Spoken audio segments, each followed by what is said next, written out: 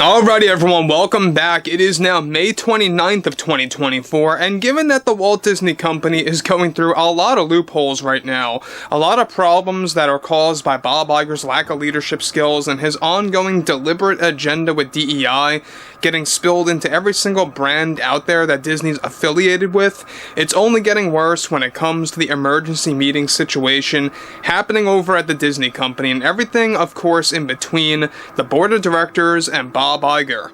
This is Mike Zero. Subscribe if you're new and like this video to see future updates. You can also follow me at Mike01. I thank you all so very much for the great and kind support.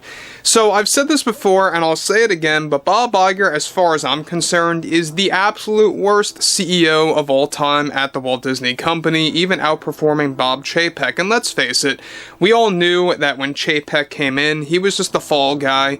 He was just a temporary insert while Bob Iger was enjoying his semi-retirement.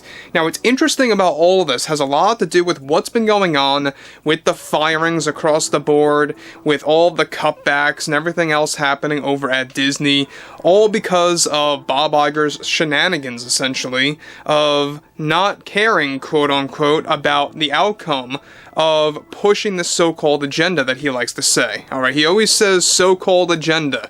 He will never admit that there's any kind of an agenda at Disney or anything around those lines. And he will continue to lie to the shareholders and the customers.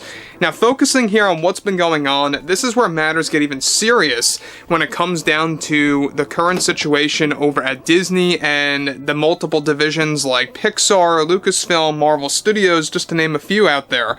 However, with Bob Iger endlessly wreaking havoc at every single Disney division, one major development now has much to do with the current status of the Walt Disney Company, as the emergency meeting situation just got worse for Disney and for how the public will see Bob Iger.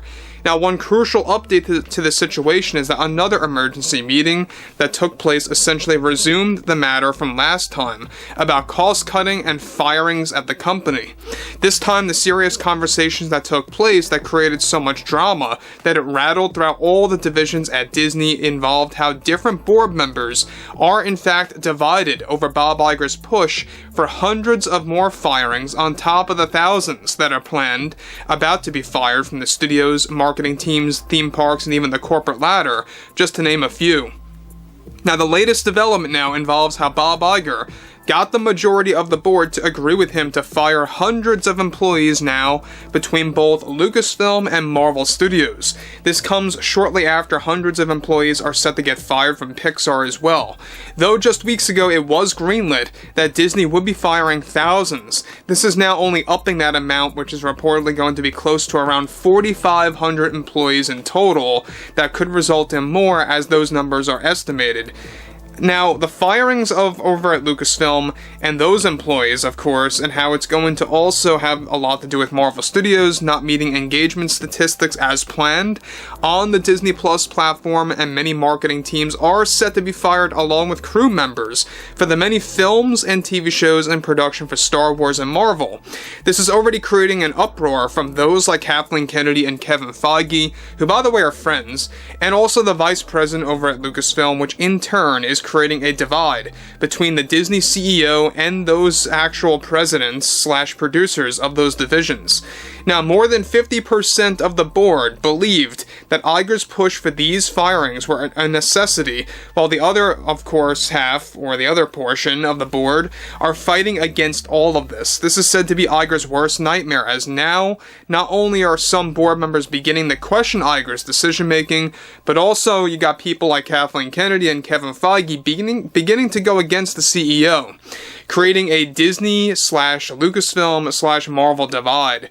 To make matters even worse for Bob Iger's sake is that he is now pushing to expedite the firings of the thousands of employees, along with the newly added hundreds of employees on top of that for both Lucasfilm and Marvel now, as demand has been reportedly suffering since many box office failures and ratings dropping across the board, and Disney's deliberate agendas creating a large amount of fans walking away from both brands.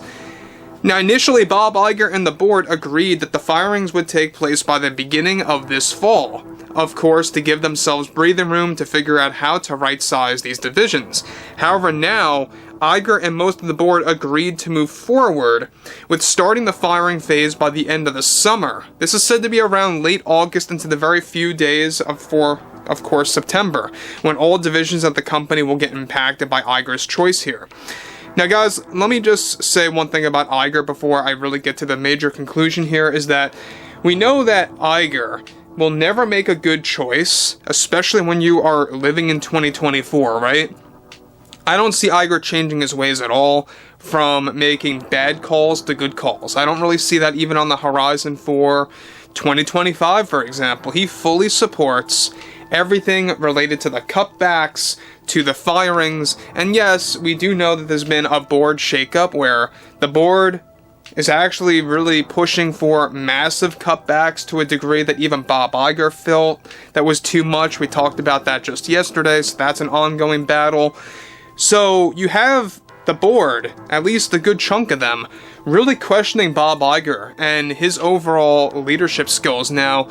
And this is not only impacting him further, it's making him really kind of underperform even more so than we've ever seen.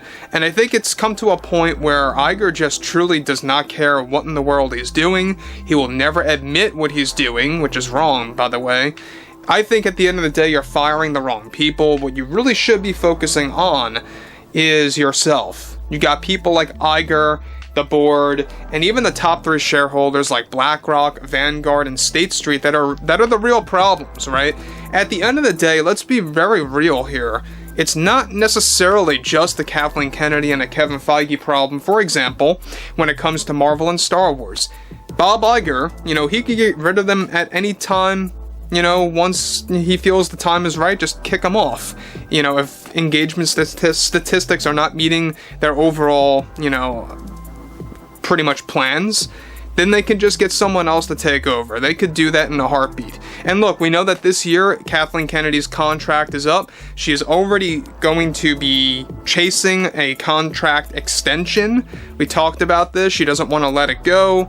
And some members of the board are calling for her to get removed, to get her off, of course, Lucasfilm, and they're begging Bob Iger to make that happen. So that's another thing that's ongoing right now. We'll have a lot more to talk about that as well later on in the week, so stay tuned. Now, what's interesting here is that, in conclusion, with the firings now in an expedite phase from Iger, this is said to result in many upcoming films going through serious marketing cutbacks, which will result in less exposure to the general public. Disney analysts have warned Iger that this will result in a ratings fall and box office disasters. Now, look, I think that between, all of us here, we could all agree that 2023 was the worst year for Disney. There's no doubt about it. It landed on their 100th anniversary, and we've seen multiple box office flops that we've never seen before by Disney in a row. Alright? And if they weren't flops, they did not meet expectations from Disney's standards, alright? At the very least, as well. So, overall, bad year for them. It's not looking good for 2025 either, and I would love to hear what you all have to say about this below in the comments. And if you guys did enjoy the content for today, make sure to drop a thumbs up on this video to support the channel, and I will catch you guys later.